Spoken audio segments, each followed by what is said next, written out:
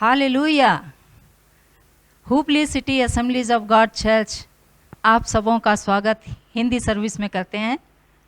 विशेष रूप से आज ये जो पहला सर्विस है और उसमें हम लोग भाग ले रहे हैं, हम प्रार्थना करते हैं, परमेश्वर से हम ये आराधना करते हैं, दुआ करते हैं कि प्रभु यीशु मसीह जो जिंदा परमेश्वर है, अपनी शक्ति के द्वारा, अपने बल के द्वारा, अपनी सामर्थ के द्वारा हमारे मन को, हमारे दिल को, हमारे शरीर को, हमारे परिवार को सामर्थवान बनाए और वो हमें हमारे जीवन में जय दे। ये क्या ही शुभ दिन है कि हम लोग आराधना में बैठे हैं और बैठे ही नहीं हैं, देखने के लिए केवल नहीं बैठे हैं, लेकिन हम लोग परमेश्वर की आराधना करने के लिए, हमारा परमेश्वर जो कि जीवित परमेश्वर है, जब हम उनसे कुछ बोलते हैं, बातचीत करते हैं तो वो हमारी प्रार्थनाओं को सुनते हैं। उनकी कान हमेशा हमारी ओर लगी रहती है। उनके बेटे बेटियां उनसे क्या बात करना चाहते हैं वो हमसे सुनना चाहते हैं। और हम यहाँ पे जैसे आराधना के लिए आए हुए हैं, इस अपेक्षा के साथ उनके सामने आए कि प्रभु तू हमारी हर एक प्रार्थनाओं को सुनेगा। तू हमारा परम पिता है। जब कोई बच्चा अपने पिता के पास आता है और कुछ भी साधारण सी बात करता है तो इस भूलोक का पिता उसे उत्तर देता है, तू हमारा परमेश्वर, परलोक में निवास करने वाला परमेश्वर, हमारी प्रार्थनाओं को तू सुनेगा, हमारी प्रार्थनाओं का तू उत्तर देगा। इस चीज़ को जानते हुए हम जैसे अभी आराधना में जा रहे हैं, अपने मन को हम परमेश्वर की ओर लगाएं, परमेश्वर की तरफ देखें, उनके हर एक मन के विचार को, उनकी महिमा के लिए हम इस समय अपने सर को झुकाएं और प्रार्थना करें। सर्वशक्तिमान पिता परमेश्वर, धन्यवाद देते हैं इस पुनरुत्थान के दिन के लिए, धन्यवाद देते हैं इस आराधना के समय के लिए, धन्यवाद देते हैं कि रविवार के दिन में 7 बजे से 8 बजे तक शाम के समय में घर में जब हम ऑनलाइन में हम प्रार्थना कर रहे हैं प्रभु, तेरे वचन को सुनने के लिए जा रहे हैं प्रभु, हम जानते हैं कि तेरी उपस्थिति में हमारी भलाई है प्रभु, हमारी चंगाई है प्रभु। तू हमारी प्रार्थनाओं को सुनेगा प्रभु। इस समय को हम तेरे हाथों में सौंपते हुए ये सारी प्रार्थना हम प्रभु यीशु मसीह के नाम से मांगते हैं। आमीन, आमीन। अभी हम लोग आराधना के लिए जाएंगे। आराधना करते समय हमारे साथ यहाँ पे टीम है। हमारे टीम में सचिन गिटार बजा रहे हैं और सचिन के साथ जसंता, हेजल और सुषमा यहाँ पे हैं, जो हम लोग एक साथ गीत गाने के लिए जा रहे हैं। और उसके साथ हमारा ड्रमर बॉय जोएल यहाँ पे है। सो हमारी ये टीम जो है, हम लोग एक साथ गाते हैं, बजाते हैं, परमेश्वर की महिमा करते हैं। परमेश्वर की महिमा करने का अर्थ क्या है? बाइबल में एक वचन है, जो जब हम बाइबल कहते हैं तो बाइबल परमेश्वर के सारे वचन बाइबल में हैं और परमेश्वर ने जो कुछ कहा है वो सभी बाइबल में दिया गया है। मैं आपको आराधना करने से पहले एक वचन पढ़ना चाहती हूँ। उस वचन को सुनिए और उसके अनुसार देखिए इस संसार में किसकी शक्ति ज़्यादा ताकतवर है। अय्यूब के पुस्तक के पहले अध्याय के 6 वचन से 8वें वचन तक ऐसा कहता है, एक दिन देवदूत लोग परमेश्वर की उपस्थिति में आए। परमेश्वर की उपस्थिति में जब देवदूत आए, उनके साथ शैतान भी आया। आप सुन रहे हैं? देवदूतों के साथ शैतान भी वहां पे आया। परमेश्वर ने शैतान को देखकर कहा, तुम कहां से आ रहे हो? और शैतान ने परमेश्वर को उत्तर दिया, यहां से वहां से पृथ्वी के चारों ओर से मंडलाते हुए मैं आ रहा हूं। परमेश्वर ने शैतान से पूछा, क्या तुमने मेरे सर्वेंट को, मेरा जो सेवक है अय्यूब को तुमने देखा है? क्या तुमने उसे हानि पहुंचाने की कोशिश की है या योजना बनाई है? इस वचन में आप देख सकते हैं, परमेश्वर अपने सेवक को जानता है, परमेश्वर अपने बेटे बेटियों को जानता है। देवदूत परमेश्वर के सामने आराधना के लिए आए। वहां पे केवल देवदूत ही नहीं, वहां पे शैतान भी आया और शैतान का उत्तर था कि मैं पृथ्वी के चारों तरफ मंडलाते हुए, मैं चारों तरफ ढूंढते हुए, कौन कमजोर है, कौन विश्वास में नहीं है, कौन जिंदा परमेश्वर को विश्वास नहीं करता है, कौन प्रार्थना नहीं करता है, कौन परमेश्वर की उपस्थिति में नहीं आता है, कौन केवल संसार की बातों में लगा रहता है, शैतान उनको ढूंढते रहता है। और वचन में ऐसा कहता है कि वो आगे जाता है, पीछे जाता है, चारों तरफ मंडलाते हुए, ढूंढते हुए वो ढूंढ रहा है कमजोर लोगों को पकड़ने के लिए, उस पर आक्रमण करने के लिए, उसे सताने के लिए, उसका जान लेने के लिए। आज की सुबह में जब हम आराधना कर रहे हैं तो हम कहेंगे कि हे प्रभु, जिस तरह से आपने अय्यूब की रक्षा की, जिस तरह से आप अय्यूब का परमेश्वर हैं, उसी तरह से हमारा परमेश्वर भी बन प्रभु। देवदूत जैसे आपके सामने आराधना कर रहे थे, उसी तरह से हम भी आपकी आराधना करने के लिए आए हैं प्रभु। हमारी आराधना में एक एक दिन के लिए हम तुझे धन्यवाद देना चाहते हैं, एक एक दिन के लिए हम तुझे धन्यवाद देना चाहते हैं प्रभु। आपकी सुरक्षा के लिए, आपकी हर दान के लिए, हमारे जीवन में, हमारे परिवार के लिए। हम लोग सभी इस गाने को गाएंगे, धन्यवाद के साथ स्तुति गाऊंगा। परमेश्वर की स्तुति करें, उनकी महिमा करें, और इस गाने को हम लोग एक साथ गाएंगे। Thank you Jesus, thank you Lord, thank you Lord. धन्यवाद के साथ स्तुति गाऊंगा, हे यीशु मेरे खुदा। यीशु आपका परमेश्वर है। उपकार तेरे हैं बेशुमार, कोटि कोटि स्तुति धन्यवाद। धन्यवाद के साथ स्तुति गाऊंगा, हे यीशु मेरे खुदा। उपकार तेरे हैं बेशुमार, कोटि कोटि स्तुति धन्यवाद। योग्यता से बढ़ के दिया है, अपनी दया से तूने मुझे। योग्यता से बढ़ के दिया है, अपनी दया से तूने मुझे। मांगने से ज्यादा मिला मुझे, आभारी हूँ प्रभु मैं। मांगने से ज्यादा मिला मुझे, आभारी हूँ प्रभु मैं। धन्यवाद के साथ मैं गाऊंगा, धन्यवाद के साथ मैं गाऊंगा, तेरी स्तुति करूंगा प्रभु। Hallelujah, hallelujah. Thank you Jesus, thank you Jesus. तू महिमा के योग्य है प्रभु, तू महिमा के योग्य है प्रभु। Hallelujah, thank you lord. कोटि कोटि स्तुति धन्यवाद। तू है सच्चा जिंदा खुदा, है तुझ पर ही भरोसा मेरा।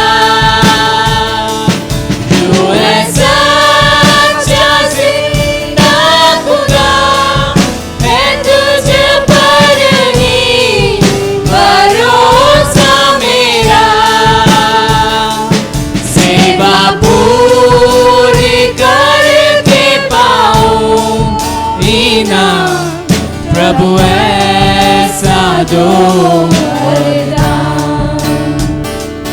सेवा पूरी करके पाऊं इनाम, प्रभु ऐसा दो वरदान। धन्यवाद के साथ, धन्यवाद के साथ स्तुति गाऊंगा, हे यीशु मेरे खुदा।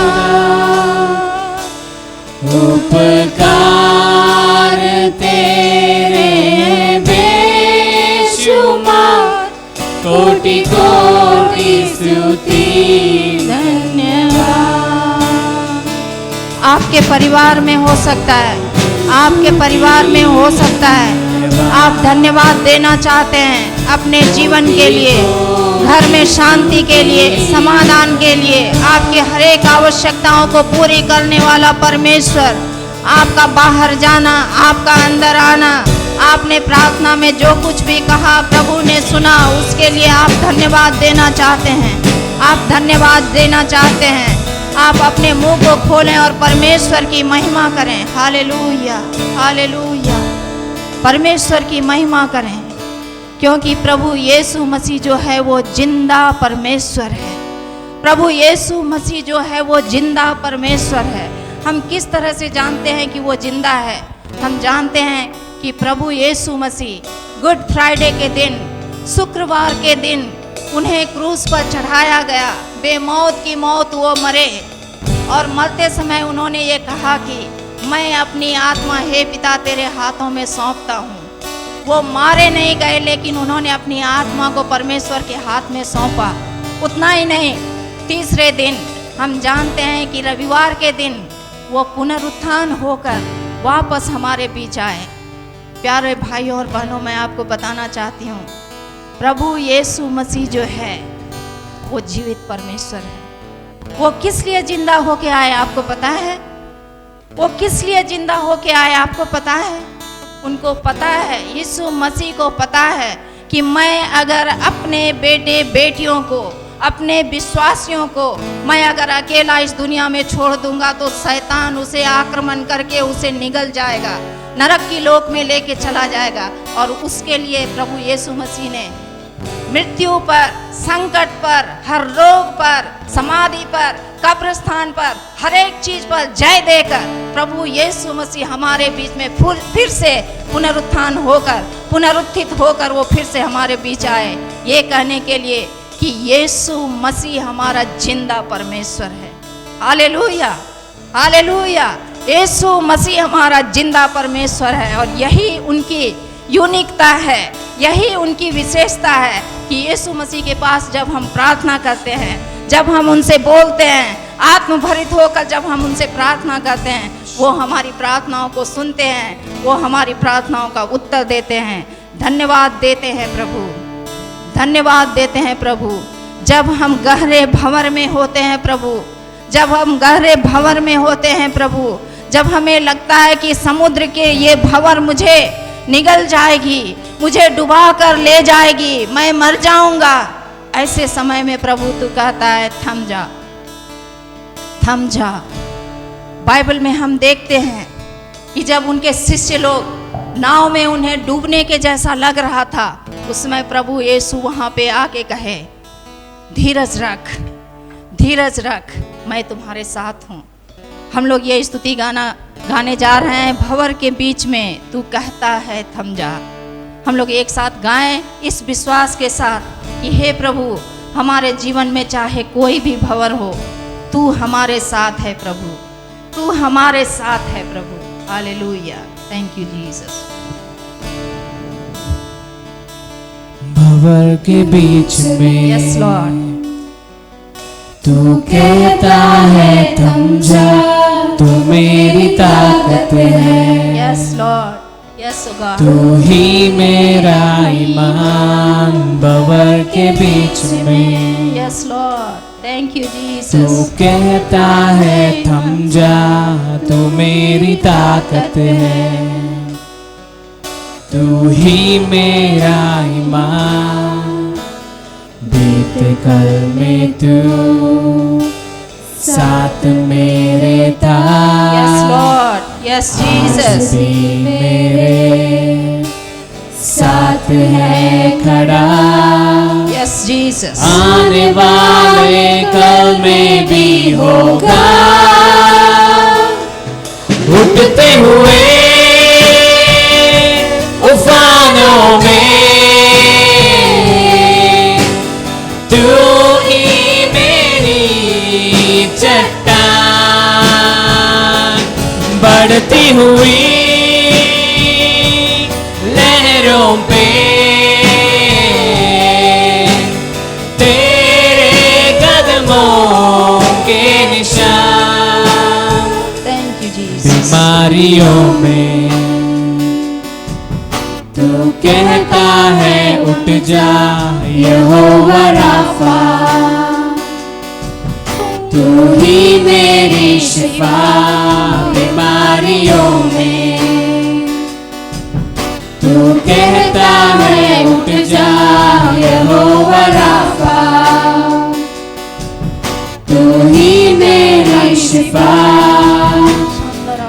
Thank you Jesus. साथ मेरे का आज भी मेरे साथ है खड़ा, आने वाले कल में भी होगा। उठते हुए तूफानों में तू ही मेरी चट्टान, बढ़ते हुए लहरों में तेरे कदमों के निशान। Jesus, thank you Lord. धन्यवाद देते हैं प्रभु, धन्यवाद देते हैं प्रभु, धन्यवाद देते हैं प्रभु यीशु मसीह। बीमारियों को yes Lord, yes Lord, thank you Jesus. मुझ पर तेरा बस ना चल सका, ऐसा कोई शस्त्र ना बना जो कर सकेगा मेरा सामना। बीमारी देख तेरा सर झुका, मुझ पर तेरा बस ना चल सका, ऐसा कोई शस्त्र ना बना जो कर सकेगा मेरा सामना। उठते हुए तूफानों में तू ही मेरी चट्टान,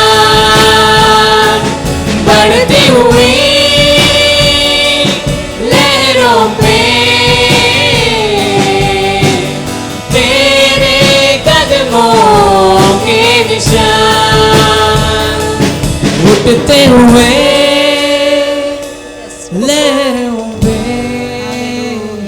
हालेलुया, तेरे कदमों के जीसस। शांदरावा काशीदरावा दीदियारावा अंद्रियारावाला काशीदरावा, शांदरावा दीदियारावा अंद्रिया काशीदरावा अंद्रिया काशीदरावा। Jesus, Jesus, Jesus, Jesus O God. धन्यवाद देते हैं प्रभु। हम केवल ये गाना नहीं गा रहे हैं। अगर आपके घर में कोई बीमार है, आप बीमारी से गुजर रहे हैं, हम जानते हैं कि चारों तरफ भय का मातम छाया हुआ है। हम जानते हैं कि चारों तरफ ये कोरोना हर जगह पर डरा रहा है, लेकिन हम ये भी जानते हैं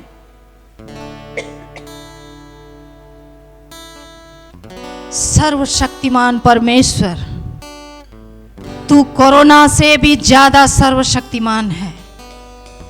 इस कीटाणु की रचना करने वाला तू है प्रभु। तेरे सामने कोई भी चीज असंभव नहीं है प्रभु। जो कोई भी इस आराधना में भाग ले रहे हैं, बीमारियों से गुजर रहे हैं, संकट से गुजर रहे हैं, उन्हें लग रहा है कि मेरे जीवन में कोई रास्ता नहीं है, मैं कहाँ जाऊं, मैं किसके पास जाऊं, किसे अपना दुख सुनाऊं, कौन मुझे समझेगा, कौन मुझे समझाएगा। प्रभु यीशु मसीह आज आपके घर में है। प्रभु यीशु मसीह को आप उन्हें अपने घर में आमंत्रण दें, अपने दिल में आमंत्रण करें। उन्हें कहें कि हे प्रभु यीशु, मैंने आपके बारे में अभी सुना है, तू जीवित परमेश्वर है। मेरा दिल घबराया हुआ है, मेरा दिल भय से भरा हुआ है। तू मुझे संभाल प्रभु।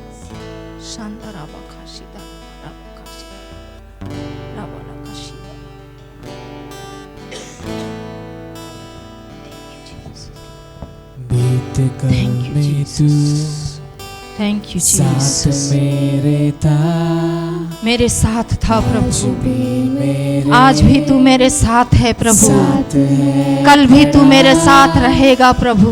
आने वाले इस विश्वास के साथ कल में प्रभु, भी होगा। आने वाले कल में भी तू हमारे साथ होगा प्रभु। उठते हुए हालेलुया, उफानों में हालेलुया। Thank you Jesus. तू ही मेरी Yes, Lord. चट्टान, थैंक यू जीसस। बढ़ती हुई यस लॉर्ड, लहरों पे Yes, Lord. तेरे कदमों के निशान। Yes Lord. उठते हुए लहरों पर तेरे कदमों के निशान। तू हमारे लहरों पे, तू हमारे भंवरों पे, तू हमारी समस्याओं पे, तू हमारी हर उलझन पे, तू हमारे हर दुख कष्टों पे, तू वहाँ पे है प्रभु, तू वहाँ पे है प्रभु। इस विश्वास के साथ हे प्रभु, तेरे बेटे बेटी यहाँ पे विश्वास के साथ आराधना में जैसे ये आराधना कर रहे हैं प्रभु, हम आपको अभी आशीर्वाद का प्रेयर करना चाहते हैं। हम आपके लिए अभी आशीर्वाद का प्रेयर करना चाहते हैं। आपके जीवन में जो कुछ भी बंधन है, आप जिस बंधन से बाहर निकलना चाहते हैं, इस दुनिया की कोई भी शक्ति उस बंधन से मुक्त नहीं कर सकती है, क्योंकि प्रभु यीशु के पास, प्रभु यीशु मसीह के पास मृत्यु के ऊपर जय पाने की शक्ति है। हालेलुया। प्रभु यीशु मसीह के पास हर बीमारियों पर चंगाई देने की शक्ति है। आप अपने हाथों को उठाकर कहें, प्रभु यीशु मसीह, मुझे आपकी स्पर्श की आवश्यकता है, मुझे आपके स्पर्श की आवश्यकता है। आप हमें छू ले प्रभु और चंगाई दे प्रभु। हम आपकी शांति को पाना चाहते हैं प्रभु। मेरा मन भय से भरा हुआ है प्रभु, तू मुझे भय से निकाल प्रभु। हमारे जीवन में जय देने वाला परमेश्वर प्रभु यीशु मसीह, तेरी महिमा करते हुए ये सारी प्रार्थना हम प्रभु यीशु मसीह के नाम से मांगते हैं। आमीन, आमीन, hallelujah.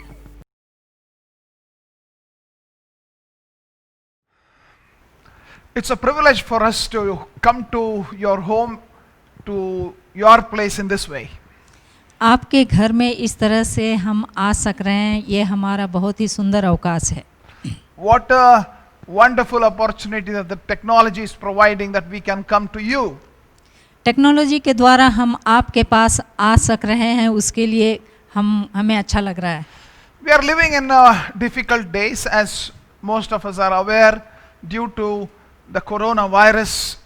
Lots of people are going through tough times. Corona virus के चलते हमको पता है कि हम लोग कठिन समय से गुजर रहे हैं और ये हम सबों को पता है। Many people are not able to understand how to handle their life during these difficult days. ऐसी कठिन परिस्थितियों में, ऐसे कठिन दिनों में बहुतों को यह पता नहीं है कि वो अपना दिन किस तरह से आगे बढ़ाएं या अपने दिनों को किस तरह से चलाएं। Young people, their colleges are not working, the schools are not working, and there is lots of uncertainty and fear. बहुत सारी ऐसी चीज़ें हैं जो कि अनजानी सी लग रही है, बहुत सारा भय बना हुआ है। कॉलेज जाने वाले यूथ्स हो सकते हैं या स्कूल जाने वाले विद्यार्थियों के लिए सबों के मन में एक भय है। Jobs are becoming difficult to get. आज के दिनों में काम मिलना बहुत मुश्किल हो गया है। Businesses are in real trouble. और जितने सारे बिजनेस हैं, व्यापार हैं, ये सभी बहुत ही कठिन परिस्थितियों Amidst से all चल रहा this, है। there is also something that's going on in the families. As people have stayed together, something else is also going wrong. और ऐसा भी हम सुन रहे हैं कि घर में एक साथ रहकर और कुछ दूसरी तरह की भी समस्याएं शुरू हो रही हैं। It seems this man was being taken after being tested COVID positive to the hospital. और एक ऐसी घटना हमें सुनने के लिए मिली है कि एक व्यक्ति था जिसे कोविड-19 हो चुका था And he was being taken to the hospital. और उन्हें हॉस्पिटल ले जाया गया So just before going, he spoke to his wife. और हॉस्पिटल जाने से पहले, अस्पताल जाने से पहले वो अपनी पत्नी को बोले He told, if anything happens to me, और उन्होंने अपनी पत्नी से कहा कि अगर मुझे कुछ हो गया तो there is some precious gifts that I have kept in the cupboard. They are all for you. और मैं घर में जो कबर्ड है, अलमारी है, उसमें कुछ बहुत ही बहुमूल्य और कीमती सामान रखा हूँ, वो तुम्हारे लिए है. So she came to him as he is being taken. She came close to him and she told him. और उनकी पत्नी उनके पास आकर और उनसे ये बोली कि If anything happens to you, अगर आपको कुछ हो गया तो everything in your cupboard is mine. ये कबर्ड में जो कुछ भी रखा हुआ है वो मेरा ही होगा. These are the days we are seeing lots of turmoil even in the relationships in the homes. ऐसे दिनों में हम जी रहे हैं जब हमारे संबंध में, हमारे रिलेशनशिप में भी मुश्किल हो रहा है. So how do we face this life in amidst this kind of difficulties? ऐसी समस्याओं के दिनों में, ऐसी कठिन परिस्थितियों में हम अपने जीवन को किस तरह से आगे बढ़ाएं? People thought life was all this nice fun and enjoyment, but suddenly life has changed. Every part of the world, life has changed. लोगों का ऐसा कहना था और मानना था कि जीवन आनंदपूर्ण है, लेकिन ये कोरोना के चलते हर चीज केवल अपने घर में नहीं, सारी दुनिया में बदल चुकी है. We look at the Bible, we come across this story of a man called Paul who was a great man of God. In fact, he was initially a man who hated the followers of Jesus, but he himself became a follower of Jesus. हम Bible में एक व्यक्ति के बारे में जानते हैं, पढ़ते हैं कि पौलुस के नाम का यह व्यक्ति जो कि क्रिस्तीय लोगों से घृणा करते थे, हेट करते थे, लेकिन वही अंत में प्रभु यीशु मसीह के अनुयायी बन गए. And he went on establishing and starting churches in different places. और प्रभु यीशु मसीह के अनुयायी बनने के बाद वो बहुत जगह पर अपनी कलीसिया को, प्रभु यीशु मसीह की कलीसिया को स्थापित One of किए. the church that he started was church in Thessalonica. और उनके द्वारा स्थापित की हुई एक सभा है जिसका नाम है थिस्सलुनीके की सभा. And he has started that church. और उस सभा की, उस कलीसिया की स्थापना पौलुस के He द्वारा lived हुई. there. वो वहाँ पे रहे थे, He worked with them. वो वहाँ पे वहाँ के लोगों के साथ काम किए. But now, because of the ministry, he has gone to different places. और प्रभु के कार्य के लिए पौलुस अलग अलग जगह में, बहुत सारे जगहों में गए. And now there is a difficulty that is happening in difficulty that the church is going through. और वो उनके वहाँ पे नहीं रहने के कारण वहाँ की सभा में, वहाँ की कलीसिया में कुछ प्रॉब्लम्स हुई, समस्याएं आई. And such challenging situations that Paul, who started the church, wants to come and see them. और वैसी कठिन परिस्थिति में पौलुस जो है वो वहाँ पे वापस थिस्सलुनीका की कलीसिया में आना चाहते हैं और वहाँ के लोगों से मिलना And we चाहते read हैं. in 1 Thessalonica chapter 2 and verse 17. Thessalonica की पुस्तक के पहले थिस्सलुनीका की दूसरे अध्याय के 17वें और 18वें वचन में हम देखते हैं. But brothers and sisters, when we were orphaned by being separated from you for a short time, हे भाइयों, जब हम थोड़ी देर के लिए मन में ही वरना मैं शरीर में तुमसे अलग हो गए थे. this word, I want you to notice this. Brothers and sisters, when we were orphaned by being separated from you. Paul loved this church so much that he equates it to as if he is becoming like an orphan when he is not able to meet them. पौलुस यहाँ पे बताना चाहते हैं कि Thessalonica की सभा, मैं जब तुम्हारे साथ नहीं हूँ, मैं आप लोगों के साथ नहीं हूँ, तो मुझे ऐसा लग रहा है कि मैं आपके बगैर अनाथ हो चुका हूँ. You know, I'm an orphan because I'm not able to meet you. क्योंकि मैं आप लोगों के साथ मिल नहीं सक रहा हूँ, उसके चलते मुझे लगता है कि मैं अनाथ हो गया हूँ. What a great feeling.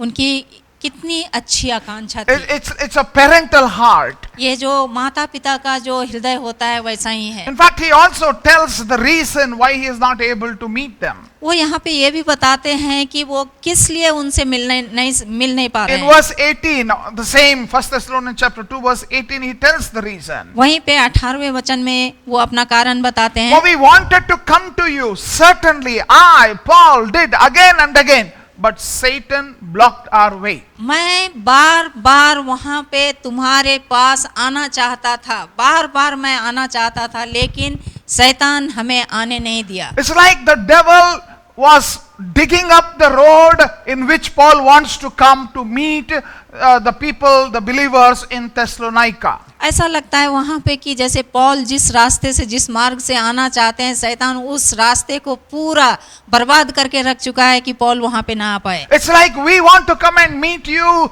and now we cannot because the circumstances have changed.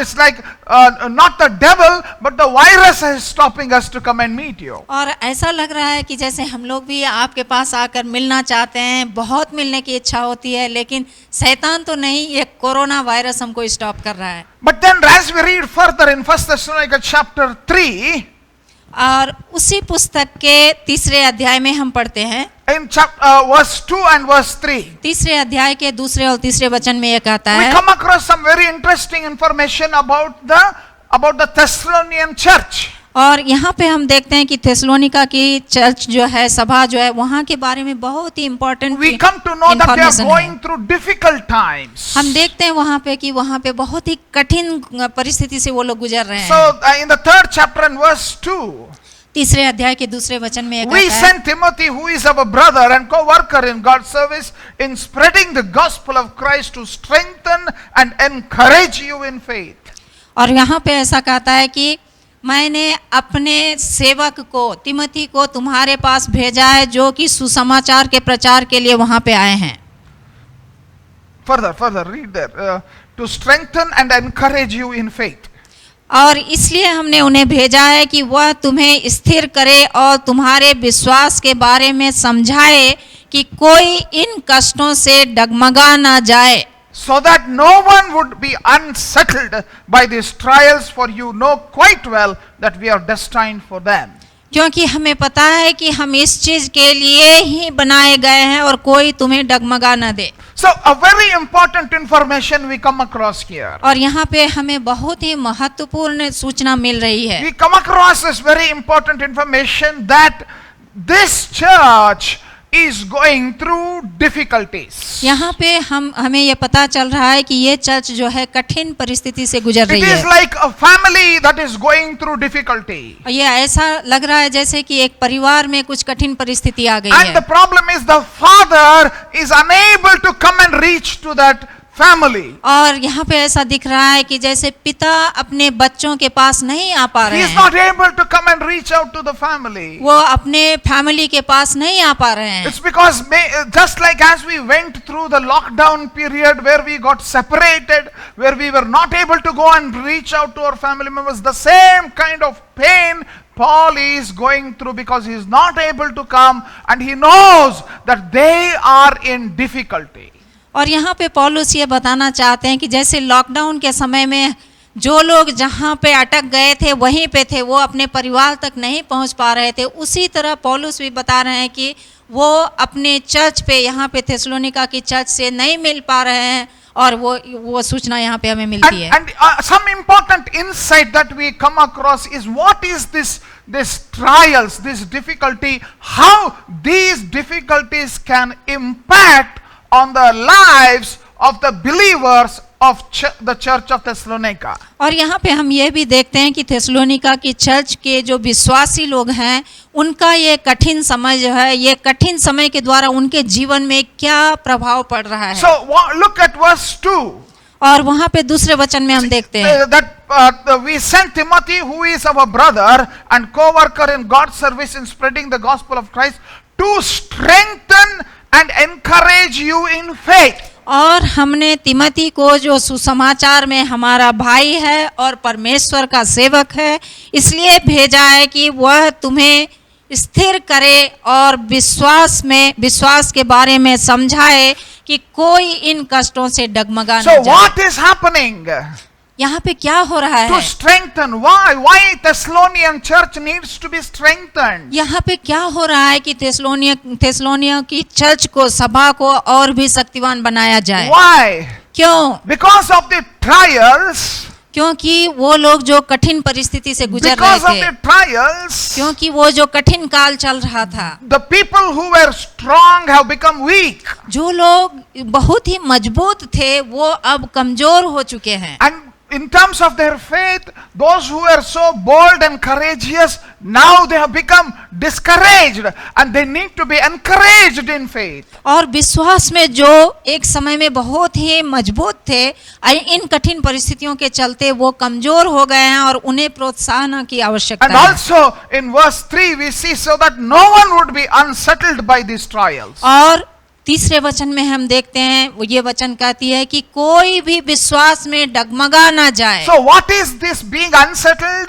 और ये डगमगा जाना, विश्वास में डगमगा जाना क्या है? You know what is the funny word there, unsettled? और यहाँ पे देखेंगे कि बहुत ही मजाकिया वर्ड है यहाँ पे। To be unsettled means to shake you back and forth like a dog wagging its tail.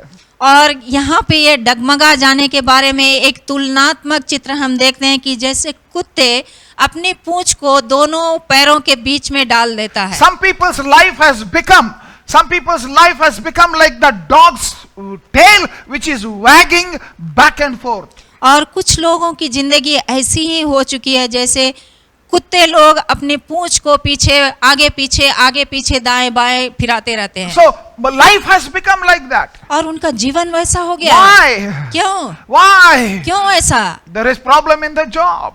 क्योंकि काम के जगह पे प्रॉब्लम There है is problem in career. और अपने करियर में समस्या है And there is problem in the education. और शिक्षण के क्षेत्र में समस्या What है। is going to happen in the future? क्या होने वाला है हमारे What भविष्य is going में? to happen amidst all this kind of challenging situation? How will I handle these difficulties? ऐसे संघर्ष के समय में मैं अपने जीवन को, अपने भविष्य को कैसे आगे There's चलाऊं? one more verse in verse 5 in the 1 Thessalonians chapter 3 verse 5. पहले थेसलोनिका की पुस्तक के 3 अध्याय के 5वें वचन में ये कहता है, For this reason when I could stand it no longer, I sent to find out about your faith.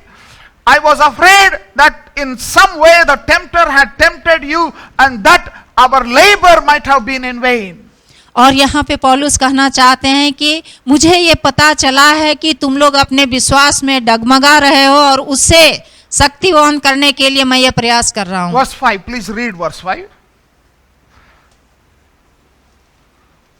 क्योंकि तुम जानते हो कि हम इन्हीं के लिए ठहराए गए हैं, इस कारण जब मुझसे और न रहा गया तो तुम्हारे विश्वास का हाल जानने के बारे में मुझे ये सूचना मिली।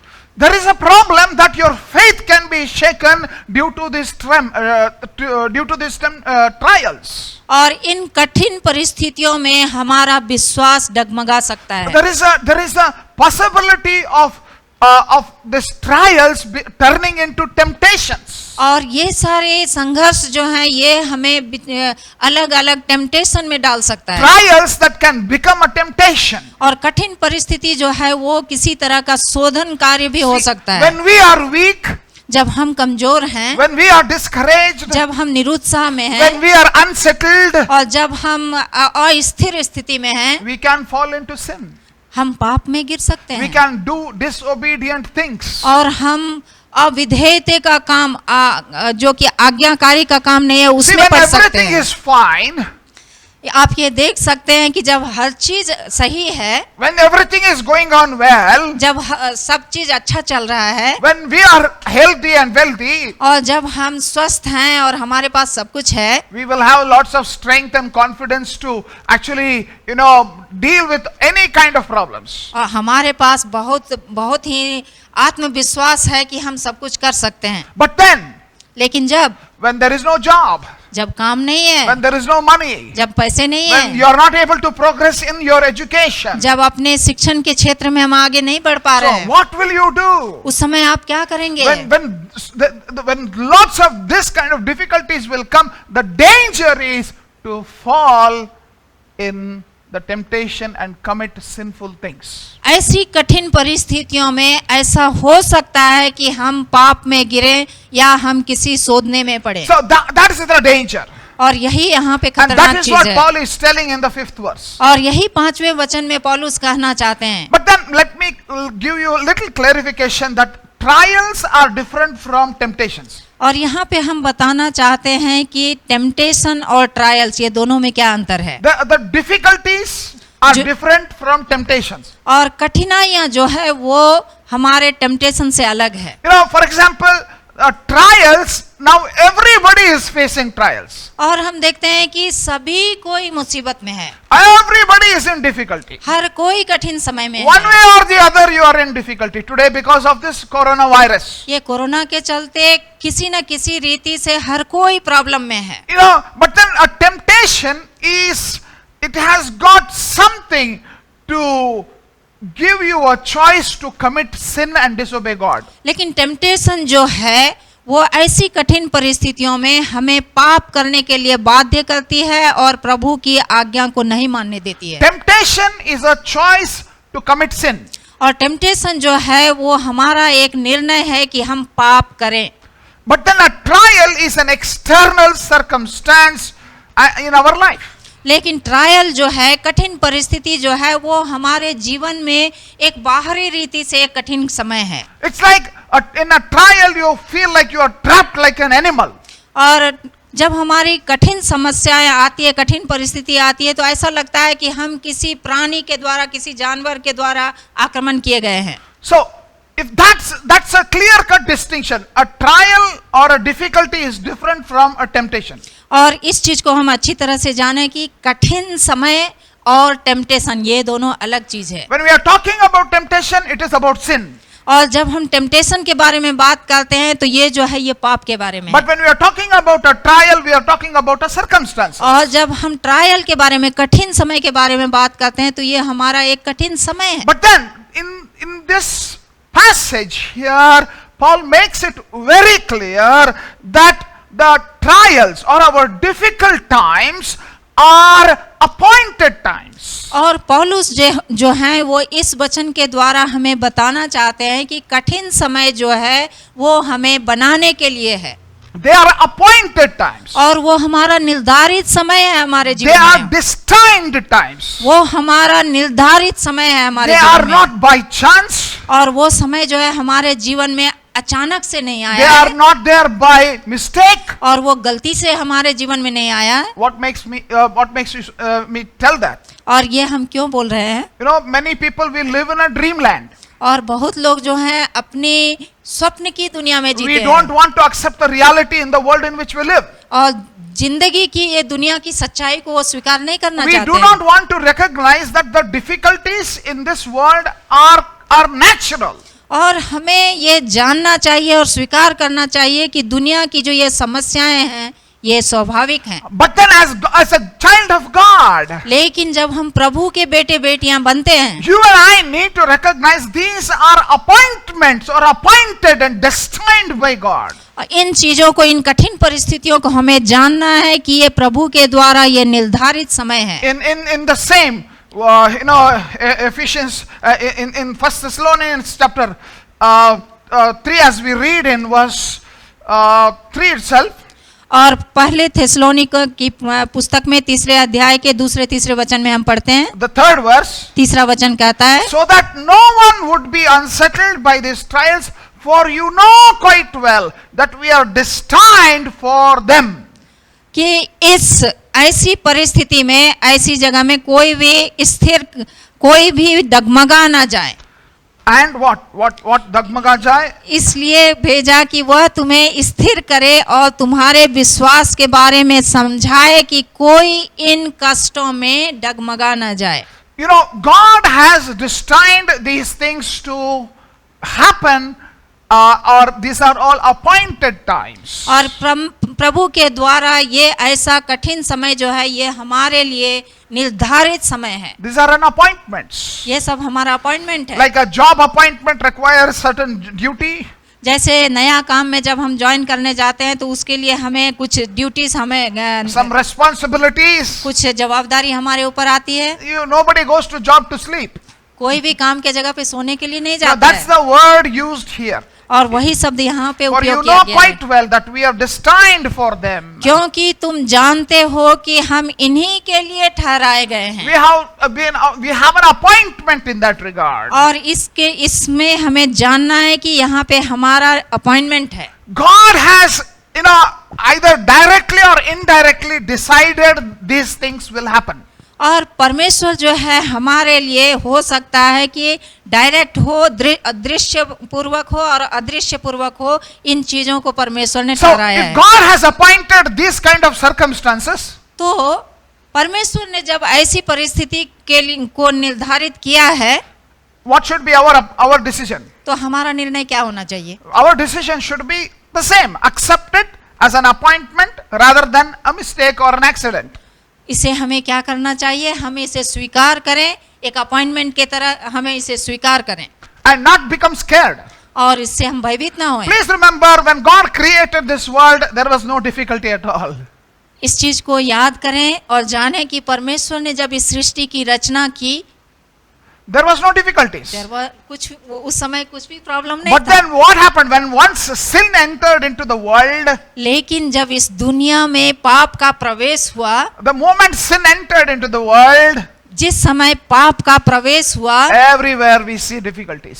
हर जगह पे हम देखते हैं But then कठिनाइयां और Jesus समस्या। Christ came and has given us a meaning for our life even amidst this kind of difficulties, and salvation is possible through Jesus. और प्रभु यीशु जब इस दुनिया में आए तो वो इस दुनिया में आकर इन कठिनाइयों पर हमें मुक्ति देकर, जय देकर वो हमें उद्धार का He मार्ग gives दिखाए। us meaning amidst this kind of difficulties. ऐसी कठिन परिस्थितियों में वो हमारे जीवन में अर्थ लाते हैं। Now we can go through these difficulties. ऐसी कठिन परिस्थितियों के द्वारा चलते हुए We may not jump over them, but we will be able to get the purpose or meaning to go through these difficulties. ऐसी by कठिन accepting. परिस्थितियों से जब हम चलते हैं, And we are heading towards what? Where is this world heading towards? और हमें ये लगता है कि ये दुनिया किस डगर पे चल रही है। The promises that Jesus has given us, a time where we, as His people, as we cling on to Him, a time is coming, a place where we will go,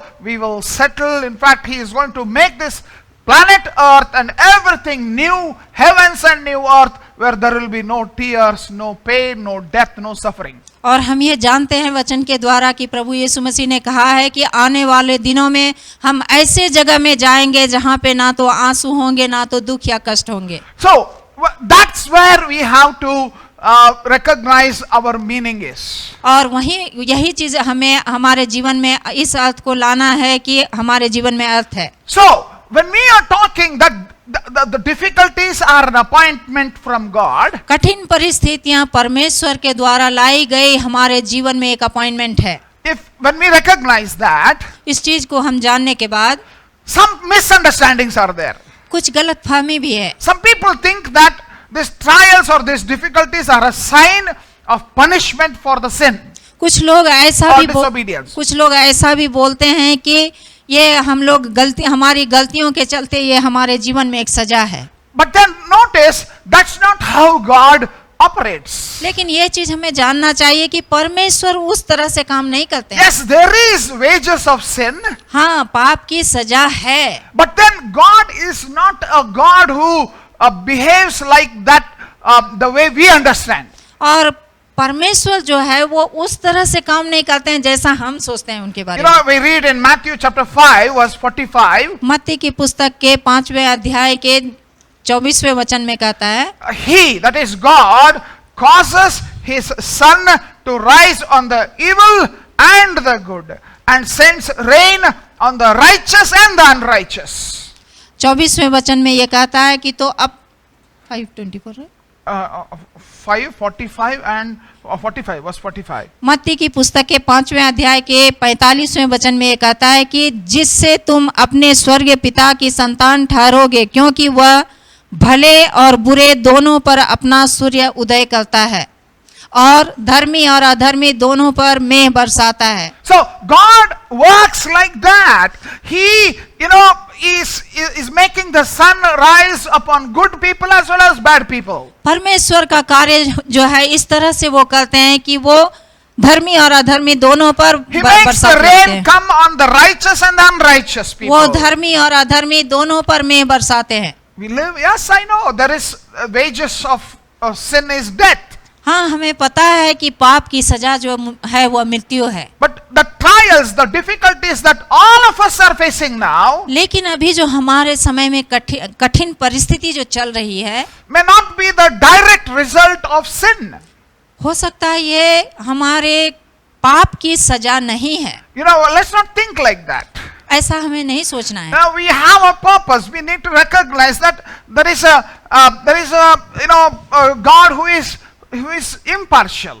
और हमें ये भी जानना चाहिए कि हमारा परमेश्वर जो है वो न्यायी परमेश्वर है, अन्यायी नहीं। And then we also see that even when you do good things, you can go through difficulties. और हम ये भी देखते हैं कि हम अच्छा करने के बाद भी हमारे जीवन में कठिन समस्याएं आती We read हैं। in the Bible once in Mark chapter 4, we come across this story where Jesus tells his disciples, let's go to the other side of the Sea of Galilee. मरकुस की पुस्तक में चौथे अध्याय में हम पढ़ते हैं कि प्रभु यीशु ने अपने शिष्यों को कहा कि चलिए हम सभी समुद्र के उस ओर चलें। So Jesus and all of them are going in the boat. और यीशु और उनके शिष्य सभी नाव पे जा रहे थे। In the middle of the night, they got caught into a big storm. और मध्य रात्रि में समुद्र के बड़े तूफान में वो फंस गए। They got caught into a storm. और वो समुद्री तूफान में फंस गए। So the question is, how can a storm come? How can a storm come? You know what? Even after obeying Jesus, they were in the storm. और यहाँ पे हम देखते हैं कि हमारा ऐसा प्रश्न आ सकता है कि यीशु मसीह के कहने के बाद वहां पे कैसे तूफान आया। We also see that in the book of Acts that the disciples did so many things in obedience to Christ. और प्रेरितों के पुस्तक में भी हम देखते हैं कि शिष्यों ने प्रभु यीशु मसीह की आज्ञा के अनुसार बहुत सारे काम किए। But because of obedience to Christ, they were persecuted, they were beaten up, they were chased. So much difficulty they went through. और यीशु मसीह की हर बात को मानने के चलते उनके जीवन में बहुत सारी तिरस्कार और प्रताड़नाएं आई थी। So you cannot say that difficulties are the sign of punishment or disobedience. और Or इसके लिए disobedience. That's a misconception. इसके लिए हमें ऐसा नहीं सोचना है कि हमारे जीवन में अगर कठिनाई आई तो ये कोई सजा है। So there is one more misconception. और एक गलत अर्थ यहाँ पे हम देखते हैं। There is one more misconception that people have is that God's main purpose for you and me is happiness, success and problem free life. बहुत लोग परमेश्वर के बारे में सोचते हैं कि जब हम धर्मी हैं तो हमारे जीवन में खुशी है, आनंद है और हम हमेशा आशीषित ही रहते हैं। God wants you to be happy and God wants you to be successful and God wants you to live a problem free life. और उनका ऐसा कहना है कि परमेश्वर हमें खुशी देखना चाहते हैं, वो हमें सफल देखना चाहते हैं और हमारे जीवन में कोई प्रॉब्लम नहीं है, समस्या नहीं है। But then is there a biblical basis for that kind of an understanding? और ऐसा सोचने वालों के लिए हम जानना चाहते हैं कि बाइबल में इस तरह की बात कहीं पे बताई गई है क्या? Have you ever come across this in the Bible? Bible में आपने ऐसा कहीं भी देखा या पढ़ा है? I have not come across. मुझे तो ऐसा कहीं नहीं मिला But है। then what is the primary purpose of God in your life and my life? हमारे जीवन में परमेश्वर का मुख्य स्थान या मुख्य काम क्या है? You know what? In Romans chapter 8 and verse 29, Romeo की पुस्तक के 8वें अध्याय के 29वें वचन में ये कहता है, this is what we come across, that the purpose is that you and I should become like his beloved son Jesus Christ. और परमेश्वर का उद्देश्य और उनकी योजना यही है कि हम उनके समान बने, Like Jesus Christ. हम यीशु मसीह के समान बने। That's what we read also in 2 Corinthians chapter 3 and verse 18. You and I should become like Jesus. और हम दूसरे कुरिन्थियों के पुस्तक के 3 अध्याय के 18वें वचन में ये हम पढ़ते हैं कि हम और आप प्रभु यीशु मसीह के समान बने। That is the primary purpose of God in your life and my life. और यीशु मसीह का सबसे मुख्य उद्देश्य आपके जीवन में और मेरे जीवन में यही है। God wants you to be like Jesus. परमेश्वर हमें और आपको प्रभु यीशु मसीह के तरह That's why बनाना He चाहते calls हैं। you to be His disciple. और इसलिए वो कहते हैं कि हम उनके शिष्य बने। Not a disciple of pastor. और वो ये नहीं कहते हैं कि हम अपने पास्टर का शिष्य बने। You need to be not a disciple of a disciple. और वो ये नहीं कहते हैं कि हम शिष्यों के शिष्य बने। We become disciple of Jesus Christ. हम अगर शिष्य बनना चाहते हैं तो हम प्रभु यीशु मसीह के शिष्य Disciples बने। of Jesus Christ. प्रभु यीशु मसीह के शिष्य बने।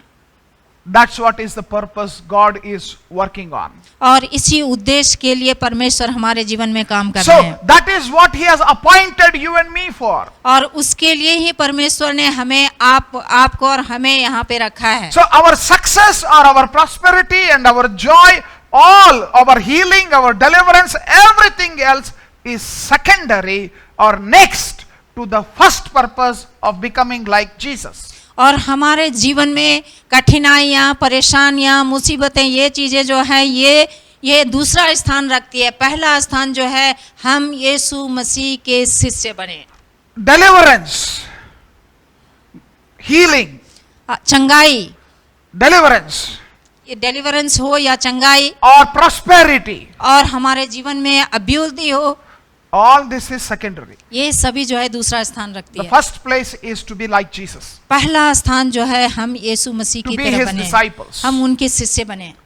That is what we are appointed for. That's what we are called for. और उसी के द्वारा हमारे जीवन में उनके द्वारा बुलावा है। So when we recognize this as what God has a purpose in our life, और जब हम ये जानते हैं, सीख रहे हैं कि परमेश्वर के द्वारा यही योजना है हमारे जीवन so में, when difficulties come, और जब कठिनाइयाँ आती हैं, no difficulty comes, no challenge or no problem comes by mistake. हमारे जीवन में कोई कठिनाइयाँ, कोई भी संघर्ष जो है वो गलती से नहीं आती है। Every difficulty in your life comes tailor-made for you and me. और हर एक कठिनाइयाँ हमारे जीवन में जो आती है वो एक दर्जी के द्वारा बनाया हुआ जैसा है। This is not a surprise thing for God. और ये जो है परमेश्वर के लिए जो है कोई चकमा का विषय नहीं है। This situation has an approval from the King of Kings and the Lord of Lords. और राजाओं का राजा, परमेश्वर का परमेश्वर, ये जो है उनके द्वारा बनाया हुआ ये निर्धारित कार्यक्रम है। And if you are feeling why, I cannot take this, is that the thought that is going through your life? और अगर आपके मन में ऐसा विचार चल रहा है कि ये क्यों हो रहा है, ये क्यों हो रहा है, ये क्यों हो रहा है, You know what? आपको पता है There is a misunderstanding that is in your heart. आप परमेश्वर के बारे में गलत समझ रहे हैं। You are thinking that God is interested only in making you rich. आप सोच रहे हैं कि परमेश्वर केवल आपको धनी बनाते रहे, You are thinking that God is only interested in healing you. और आप ये सोचते हैं कि परमेश्वर जो है हमेशा आपको चंगाई देते रहे। No, God's most important purpose in your life is to make you like His Son, Jesus Christ. परमेश्वर की सबसे महत्वपूर्ण इच्छा आपके जीवन के लिए यही है कि वो आपको अपने बेटे यीशु मसीह की तरह बनाना When चाहते you हैं। understand that, जब आप ये समझ सकते हैं, you will make sense of these hard times. इन कठिन परिस्थितियों में आप अर्थ लगा सकते हैं कि परमेश्वर आपके द्वारा क्या चाहते हैं। That's what in John chapter 16 verse 33. और ये हम देखते हैं यूहन्ना के पुस्तक के 16वें अध्याय के 33वें वचन में, I have told you these things so that in me you may have peace. In this world you will have trouble, but take heart, I have overcome the world. मैंने तुमसे ये सब इसलिए कहा है कि तुम्हें मुझ में शांति प्राप्त हो। संसार में तुम्हारे लिए क्लेश ही क्लेश है, किंतु आनंदित हो कि मैंने संसार पर विजय प्राप्त की है। 2 Corinthians chapter 7 and verse 4. और दूसरे कुरिन्थियों के 7वें अध्याय के 4वें वचन में ये कहता है, I am greatly encouraged in all our troubles. My joy knows no bounds. मुझे तुम पर अटूट विश्वास है, मुझे तुम पर गर्व है, मैं अत्यंत प्रोत्साहित हुआ हूँ। सारे कष्टों में भी मैं आनंद से भरपूर रहता हूँ। Can you recognize he is in trouble? यहाँ पे आप देख रहे हैं कि पौलुस जो है वो कठिन परिस्थिति में है, But then he is talking about joy. लेकिन वो वहाँ पे बात कर रहे हैं कि मैं आनंदित हूँ। In 1 Peter chapter 4 verse 12 and 13 also. और पहले पतरस के 4वें अध्याय के 12 और 13 वचन में हम देखते हैं, Same, dear friends, do not be surprised at the painful trials you are suffering as though something strange were happening to you, but rejoice that you participate in the suffering of Christ so that you may be overjoyed when his glory is revealed. इस वचन में इस तरह से कहता है कि प्रियो, इस अग्नि रूप परीक्षा से चकित न हो जो तुम्हें परखने के उद्देश्य से तुम पर आएगी, मानो कुछ अनोखी घटना घट रही है, परंतु तुम जब मसीह के दुखों में सहभागी होते हो, आनंदित होते रहो कि मसीह यीशु की महिमा के प्रकट होने पर तुम्हारा आनंद उत्तम आनंद विजय हो जाए। In these difficulties, ऐसी कठिन परिस्थितियों में there is a product called joy.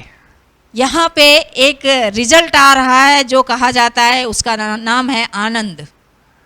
You know, you want to taste the tea? अगर आपको चाय का टेस्ट चाहिए तो You should take the tea powder and can you swallow it? क्या चाय पत्ती लेकर हम उसको निगल जाते हैं? No. नहीं।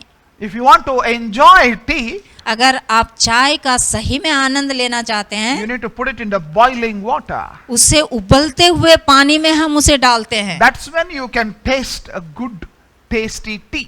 और वहीं पे हमें अच्छा स्वादिष्ट चाय मिलता So, है। in these difficult circumstances, ऐसी कठिन परिस्थितियों में, in these difficult days, ऐसे कठिन दिनों में, the water is boiling ओ हमें लग रहा है कि हम उबलते हुए स्थिति में हैं, and there is a product called joy coming out. और इस कठिन परिस्थितियों से जो परिणाम आने वाला है उसका नाम है आनंद। And God is preparing you for that. और परमेश्वर जो है उसके लिए हमें तैयार कर When रहे you हैं। rely on Jesus, और इस चीज को याद रखें कि जब हम यीशु मसीह पे भरोसा रखते the हैं, Jesus who called you, come to me all ye that labor and are heavy laden. और प्रभु यीशु मसीह ने जो अपने वचन में कहा है कि बोझ से थके और दबे लोगों मेरे पास आओ, You know, I will give you rest. मैं तुम्हें विश्रांति दूंगा। He is the one who will make sense of your difficulties and trials. और प्रभु यीशु मसीह जो है वो आपकी कठिन परिस्थितियों में वो आपको मार्गदर्शन I want to देंगे। invite you today. हम आपको आमंत्रण देना चाहते You know, हैं। every week we are going to learn one step further about dealing with difficulties. और अभी प्रत्येक सप्ताह हम सीखने जा रहे हैं कि अपनी कठिन परिस्थितियों का सामना हम And I कैसे want करें। you to join with us in this study. और इस अध्ययन में आप हमारे साथ आएं। As we read in the Bible today, our difficulties are destined, our difficulties are appointments from God. और आज जैसे हमने पढ़ा और जाना कि हमारे जीवन की कठिन समस्याएं और परिस्थितियां जो हैं वो Do you- परमेश्वर के द्वारा निर्धारित की Do गई you है। have that relationship with the God who has an appointment with you in these difficult times? क्या आप इस परमेश्वर के साथ अपना संबंध बनाए हैं जिन्हें आपके जीवन की कठिन परिस्थितियों के बारे में पता He है? wants to be with you and make sense of these difficult times in your life. ये परमेश्वर जो है आपके कठिन समय में आपके साथ रहना चाहते हैं। And I want to invite you, if you don't know that Jesus, invite him today. और हम आपको ये कहना चाहते हैं कि इस यीशु मसीह के बारे में अगर आपको पता नहीं है तो आप उनके बारे में जानें He और will make आमंत्रण करें। sense of the times in which we are living. वो जो हैं आपके जीवन को अर्थ देंगे। And very especially, even amidst these painful times, he will help you understand life. और ऐसी कठिन परिस्थितियों में वो आपको मदद करेंगे इस जीवन का अर्थ समझने के लिए। Because these are not accident, these are appointments. ये सारे जो है अचानक से नहीं आई, लेकिन ये प्रभु के द्वारा निर्धारित योजना है। Your difficulty is not by accident, your difficulty is by an appointment. आपके जीवन में जो कुछ भी कठिनाइयां चल रही है ये अचानक से नहीं है, लेकिन ये परमेश्वर इनके बारे में जानते And हैं। there is a blessing of joy waiting for your life. और आपके जीवन में ऐसी कठिन परिस्थितियों के बाद आनंद जो है वो वहाँ पे वेट कर रही है, आपकी प्रतीक्षा कर रही है, संतोषमय जीवन। So we are going to pray for you now. हम आपके लिए प्रार्थना करेंगे। I want you to remember this phone number that's there down. You know, just remember this phone number. feel free to call us and let us know how this word has touched your life. यहाँ पे आप जैसे वचन को सुन रहे हैं, screen पे number दिया गया है, उस नंबर पे आप कॉल करके हमें बता सकते हैं कि परमेश्वर ने आपकी सहायता किस तरह से की है, Especially in response to this word. और ये वचन सुनने के बाद प्रभु आपको किस तरह से आशीर्वाद दिए I'm हैं। going to pray for you now. आपके लिए हम प्रार्थना करेंगे। Gracious Heavenly Father, we take this time to pray for each and every one who has listened to your word today. We pray for your touch upon their life, that some of them who are going through difficulties and are wondering what is the meaning, why am I going through this difficulty, and your word has reminded that this is something that is because God has an appointment, God has a destiny, God has destined us for this such things, and Lord, help us to make sense and have that joy as a result of recognizing your purpose in our life, Lord. And I pray for everyone who is listening to this word through the internet, and I pray for your blessings to be upon them. Help them, reveal yourself to them, help them to know you and come closer to you and live for you and follow you. We thank you and we praise you. In Jesus' precious name we pray. Amen. God bless you. Have a blessed week. प्रभु आपको आशीर्वाद दे। आप एक अच्छा सप्ताह, आने वाले सप्ताह में आपको आशीर्वाद मिले। जय मसीह की। जय मसीह। आंधी आने दो, आने दो तूफान, आंधी आने दो, आने दो तूफान, वो नैया क्या डूबेगी जिस पे यीशु महान, राहों में कांटे अगर हो, रुकना नहीं चलते जाना, यीशु तेरे साथ है, हे तू विश्वास करना।